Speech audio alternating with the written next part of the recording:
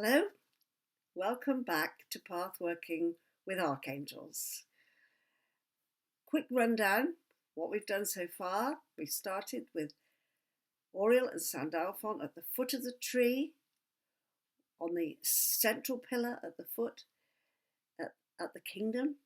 Then we moved up, we met Gabriel, next in line, up the central pillar.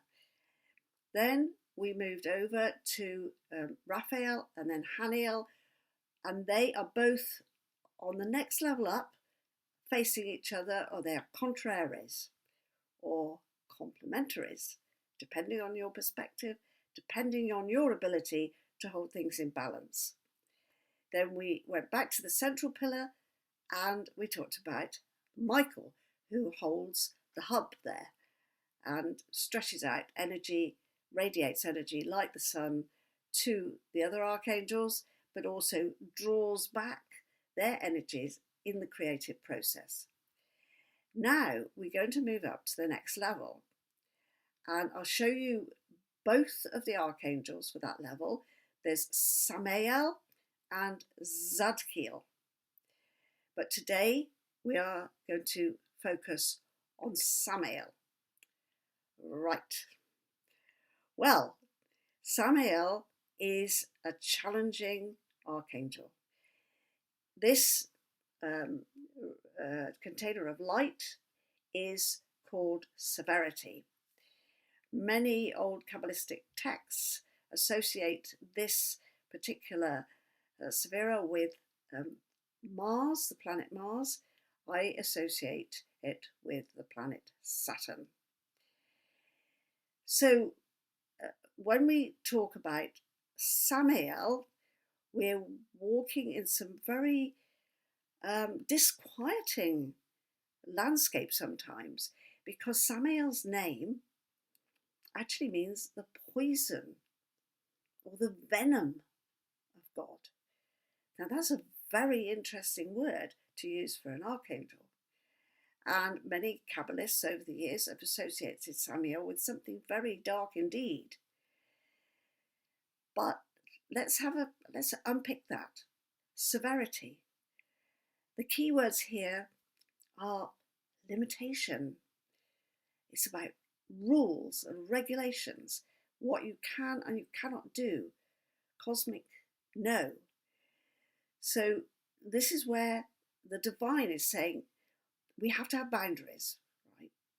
So the story of Adam is that, and Adam and Eve, of course, the pair of them, they actually break the rules and the boundaries are in place, and you've stepped over the boundaries, so out you go.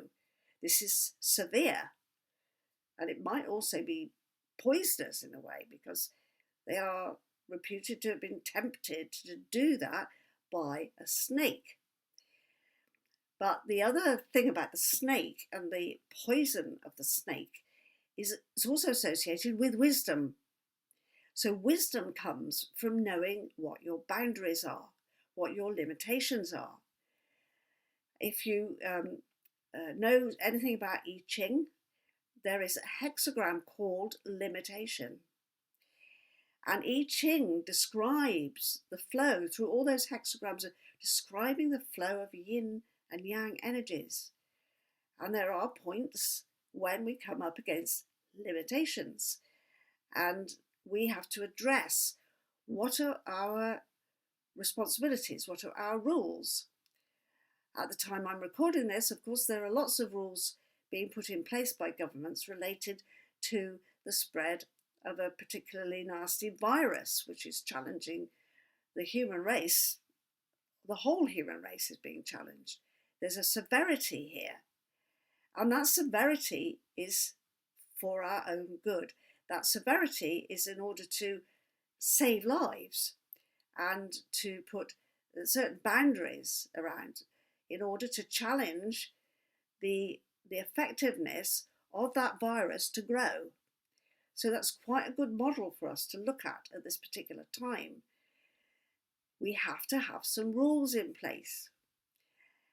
Now, one of the things we discover with yin and yang energies is that neither one of them should be allowed to rule. that we must always allow for the flow. If you get too much of Samael's energy, you get a situation like the White Witch in Narnia, right? Where it's always winter and never Christmas. And the White Witch is a very Samael kind of character. She's snowy. And when I originally met Samael for myself, I met her with this crystalline kind of energy around, like a snowflake. And if you think about snowflakes, that's the first crystals that come when water starts to be frozen on the edge of freezing, and then you get the little crystals. And they only begin because the water has been limited, been restricted by the cold, so it's slowing down. So we have to slow down the energy in order to obey the rules. We mustn't go gung-ho and rush in where angels fear to tread. So the Samael energy is not, it's not dark, although some of the old writers associated Samael with Satan. We must remember that before a certain kind of dualistic Christian thinking came along, the Hasatan was a tester, certainly an adversary, and would place limitations on people's lives because they needed to be taught a lesson, perhaps, by the divine. And we see that with Adam. It's an expulsion. It's not very nice. And we could experience this as, oh, this is pretty poisonous. I don't like this in my life. I don't like these limitations. I don't like having to stick to rules. I want to express myself and, just, be spontaneous and go out.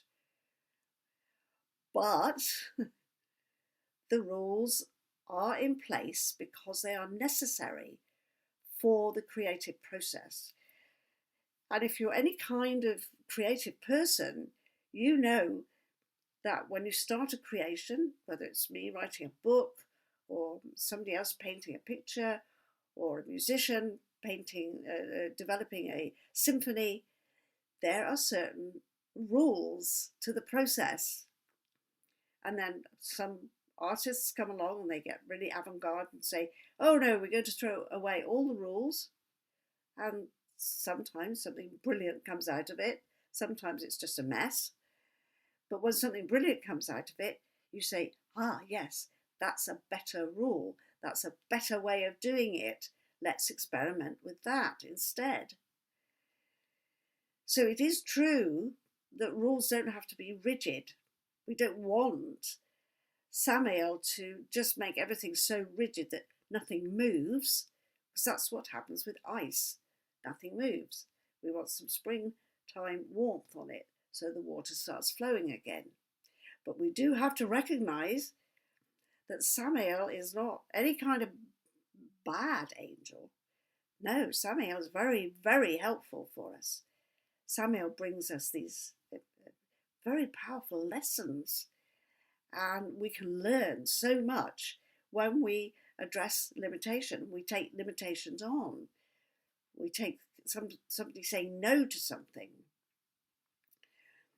I once had a lot of support and help from a man who was a Sufi, and he was talking to me about religious rules, about how Sufis and Muslims generally are not allowed to drink alcohol and certain kinds of meat or whatever.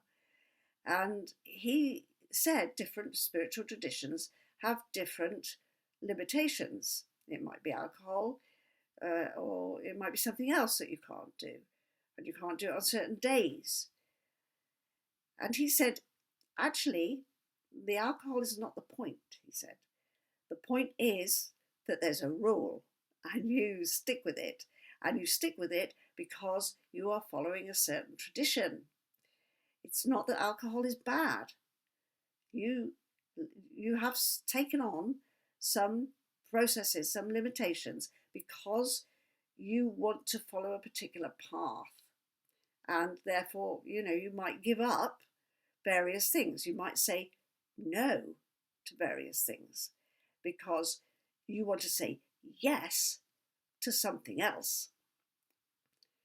So we'll come to yes in the next video. But in the meantime, have a good think about the limitations and the rules in your life and what you're willing to say no to.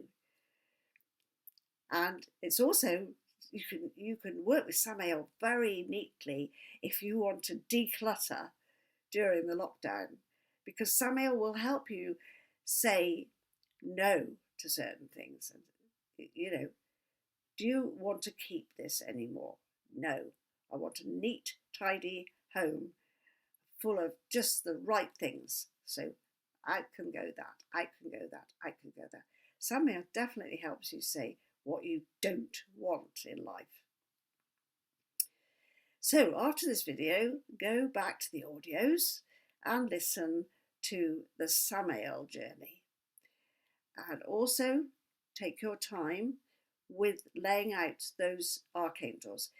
This time, I suggest you just take a few of them. Take Sandalph on Oriel, Gabriel, Michael.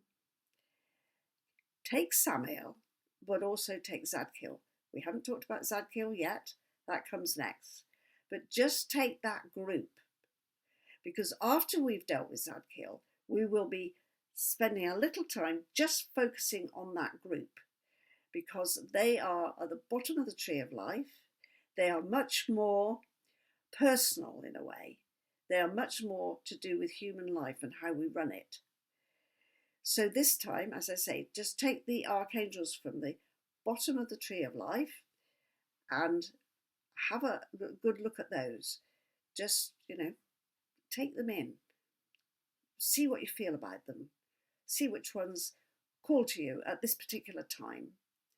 And I'll be back very soon with the next video, which will be all about Zadkiel, cosmic yes. You can look forward to that. Actually, talking about Narnia, if Samael, when she gets out of hand, becomes a white witch, then Zadkiel is Father Christmas, who comes along to melt her energy. I'll be back. Salah.